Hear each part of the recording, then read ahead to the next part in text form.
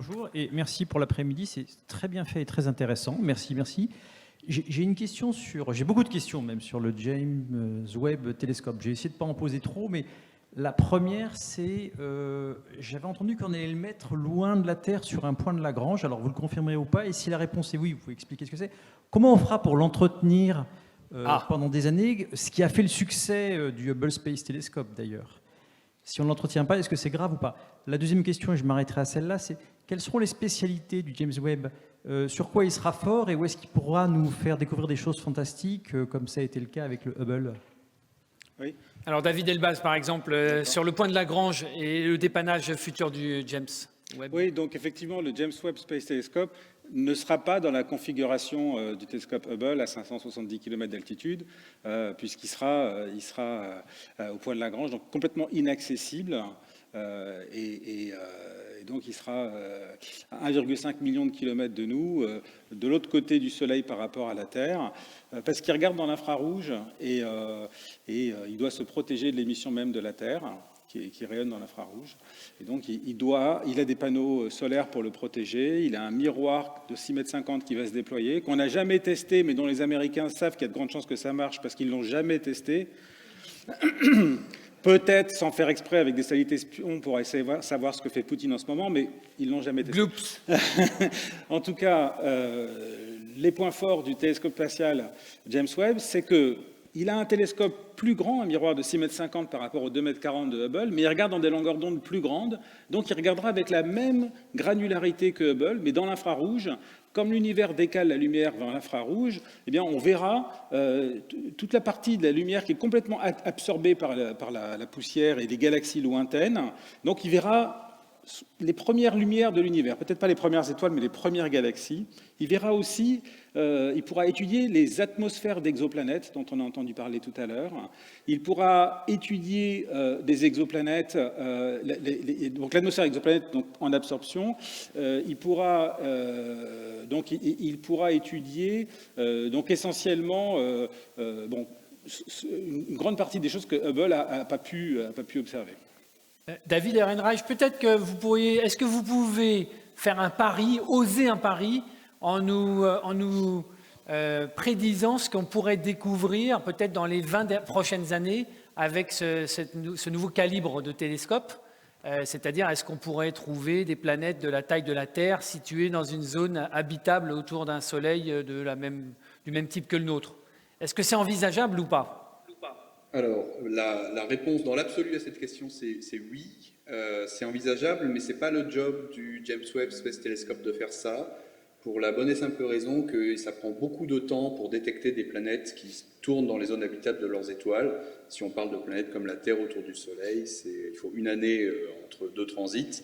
Et donc, on ne va pas s'amuser à aller chercher avec le James Webb, comme d'ailleurs avec Hubble, ce genre d'événements. On a des expériences qui sont dédiées à ça, qui se trouvent au sol, ou alors dans l'espace. Vous avez le satellite, le premier satellite exoplanète, c'était un satellite français, Corot, qui faisait ça. Puis il y a eu Kepler de la NASA, et en ce moment on a le satellite TESS, dont la mission est précisément de détecter des planètes qui pourront être étudiées en détail par le James Webb Space Telescope. Et là, on fera ce que David Elbaz a dit.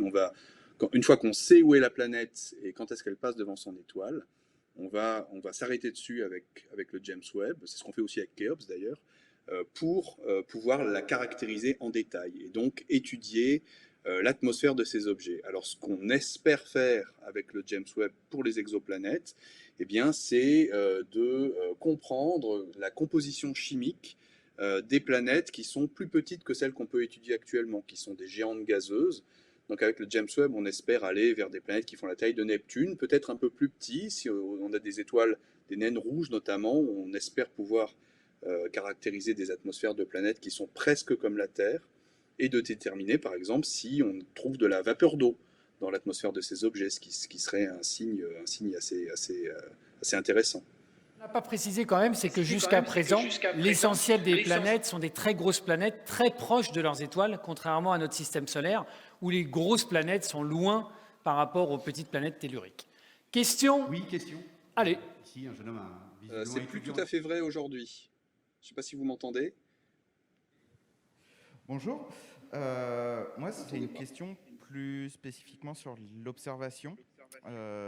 Donc, la pollution lumineuse, elle empêche, voire nuit à l'observation pour les amateurs en agglomération, la pollution lumineuse.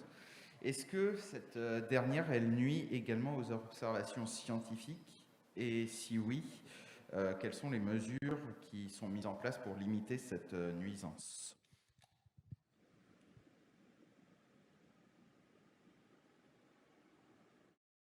Actuellement, le gros problème, ce sont les satellites de communication qui sont envoyés en grande quantité. Mais est-ce qu'on peut dire quelque chose sur... Sur Starlink, tu veux dire. Oui, ça c'est sur Starlink, bien sûr. Sinon, Je pense sur, que la qualité du ciel craint de ce côté-là.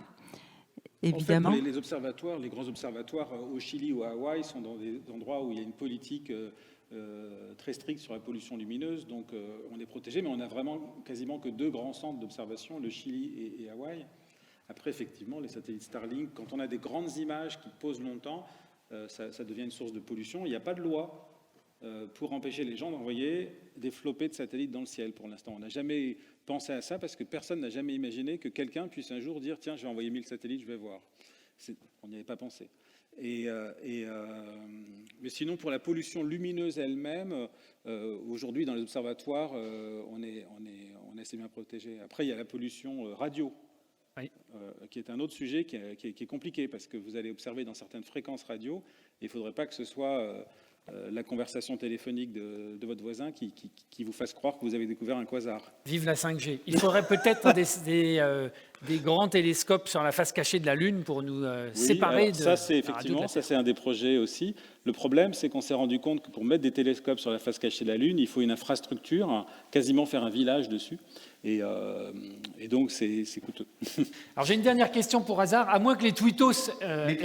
non, dans la salle non plus. Encore une... Moi, j'ai une dernière question pour hasard. Voilà, rapidement, c'est est-ce qu'on peut prévoir un succès populaire aussi important pour le James Webb que celui qui a eu lieu pour le Hubble, bien qu'on ne soit pas dans le domaine du visible, justement? C'est très difficile de répondre à cette question. Pour l'instant, ce que je peux vous dire, lorsque l'on termine nos articles, vous savez, c'est toujours bien d'ouvrir sur d'autres problématiques lorsque l'on termine un article. Et eh bien, on promet de ce qu'apportera le James Webb Space Telescope. Mais c'est vrai que Hubble, avec les images époustouflantes, je pense que n'a pas tellement de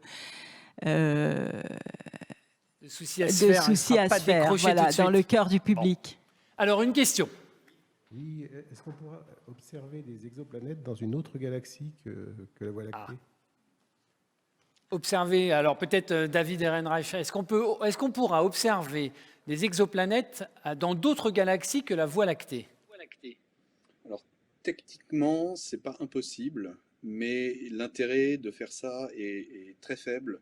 Parce que plus les planètes sont loin, plus elles sont difficiles à étudier en détail. La grande tendance aujourd'hui, c'est de chercher des planètes autour d'étoiles brillantes, plutôt proches de nous, ou alors vraiment brillantes, pour pouvoir justement aller jusqu'à la caractérisation de l'atmosphère. Si vos planètes sont trop loin, en fait, vous pouvez essentiellement les compter et puis c'est tout. Donc c'est pas impossible, hein, par exemple dans les nuages de Magellan notamment, mais voilà, l'intérêt n'est pas époustouflant. Encore à l'étape où on va observer des exoplanètes qui n'existeraient plus parce que la lumière nous provenant en fait à sa vitesse, eh bien, démontrerait qu'elles sont tellement lointaines qu'elles n'existent plus, comme c'est le cas pour certains objets très très lointains que l'on observe et qui n'existent plus depuis très longtemps. On peut pas.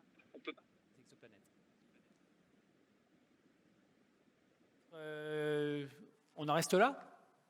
Parfait. S'il n'y a plus de questions, je vous demande de remercier encore une fois nos 3 intervenants conférenciers.